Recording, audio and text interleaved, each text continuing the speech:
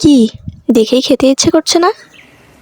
আজকে আপনাদের জন্য নিয়ে এসেছি দারুণ মজার একটি পেঁয়াজু রেসিপি। পেঁয়াজু তো আমরা কম বেশি সবাই বানাতে পারি, কিন্তু আজকে এমন একটি রেসিপি নিয়ে এসেছি যেটা পেঁয়াজুর স্বাদটাই পাল্টে দিবে এবং স্বাদটাকে আরও কয়েক গুণ বাড়িয়ে দিতে সাহায্য করবে।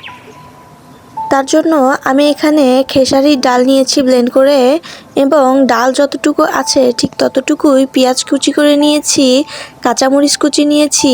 আপনারা আপনাদের পছন্দ মতো ঝাল বাড়িয়ে অথবা কমিয়ে নিতে পারেন।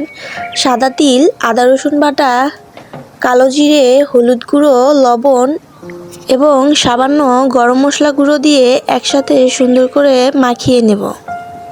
সুন্দর করে মাখানো হয়ে গেলে পেঁয়াজু যেভাবে ভাজে ঠিক সেভাবে গরম তেলে ভেজে নেব। এগুলো একটু ছোট সাইজ করে দেওয়ার চেষ্টা করবেন, তাহলে অনেক বেশি ক্রিস্পি এবং খেতেও দারুণ লাগবে। আমার এই রেসিপিটি ফলো করে যদি আপনারা বাসায় বানান, তাহলে বাইরে দোকানে অথবা রেস্টুরেন্টে গিয়ে কিনে খাওয়া ভুলে যাবেন। এতটাই মজা হবে যে আর অন্য কোনোভাবেই খেতে ইচ্ছে করবে না। তাই অবশ্যই একদিন বাসায় বানিয়ে খেয়ে দেখুন। সাদা তিল দেওয়ার কারণে এটা পেঁয়াজুর স্বাদকে কয়েক গুণ বাড়িয়ে দেবে। এই পেঁয়াজুটি বানাতে অবশ্যই পেঁয়াজের পরিমাণ একটু বেশি নিতে হবে, তাই আমি ডাল যতটুকু ততটুকুই নিয়েছি পেঁয়াজ কুচিটা।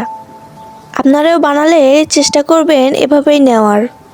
আমার এই রেসিপিটি ফলো করে যদি আপনারা বাসায় বানান, তাহলে অবশ্যই আমাকে কমেন্ট করতে ভুলবেন না, যেন আমিও বুঝতে পারি আপনাদের কেমন লেগেছে।